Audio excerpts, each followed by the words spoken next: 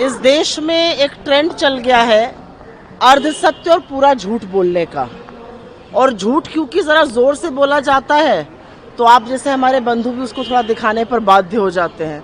तो हमें लगा कि सत्य भी उतनी ही हुंकार भरकर बोलना चाहिए।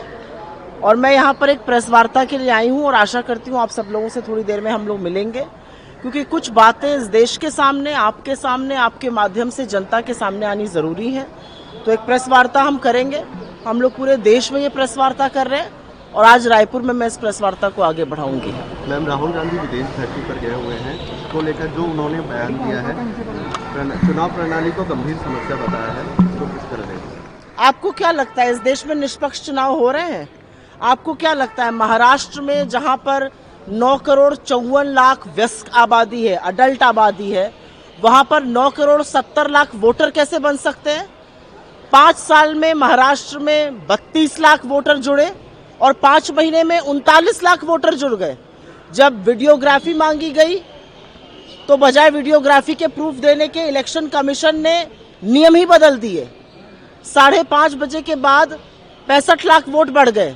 एक वोट पड़ने में 3 मिनट लगता है। क्या 2 बजे तक महाराष्ट्र में लाइनें लगी हुई थी? बहुत सारी ऐसी चीजें हैं जो इस देश की चुनाव प्रणाली पर सवाल उठाती हैं और अंततोगत्वा लोकतंत्र की मजबूत नींव पर प्रहार करती हैं।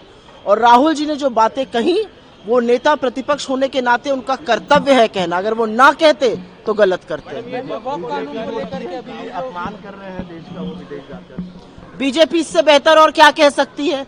मोदी जी तो चाइना और दक्षिण कोरिया और ब्रिटेन और जर्मनी और कनाडा और यूएस जाकर कहते हैं 2014 से पहले जो हिंदुस्तान में पैदा हुआ वो कोसता था। मेरे पास बाइट्स भी अभी सुनाऊंगी आप लोगों को।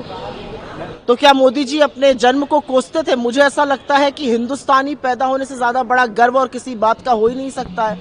बीजेपी के पास मुद्दों पे बात करने के अलावा बाकी सारी नौटंकी करने का टाइम है। बीजेपी सरकार को 16 महीने का वक्त हो गया, लेकिन अब तक जो 2 मंत्रिमंडल है छत्तीसगढ़ में हर घंटे 5 नाबालिग बच्चियों के साथ जो यौन शोषण का मामला सामने आ रहा है, जो जघन्य अपराध सामने आ रहे हैं, उस पर बात करनी चाहिए।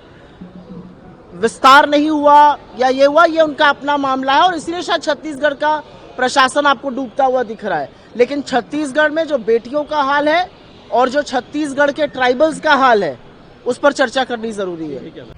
हमारे साथ जुड़े रहने के लिए सब्सक्राइब करें देश रोजाना के YouTube चैनल को और नई वीडियो की नोटिफिकेशन पाने के लिए बेल आइकन जरूर दबाएं। अगर आप ये वीडियो Facebook या Instagram पर देख रहे हैं तो पेज को लाइक और फॉलो जरूर करें और ज्यादा से ज्यादा शेयर करें।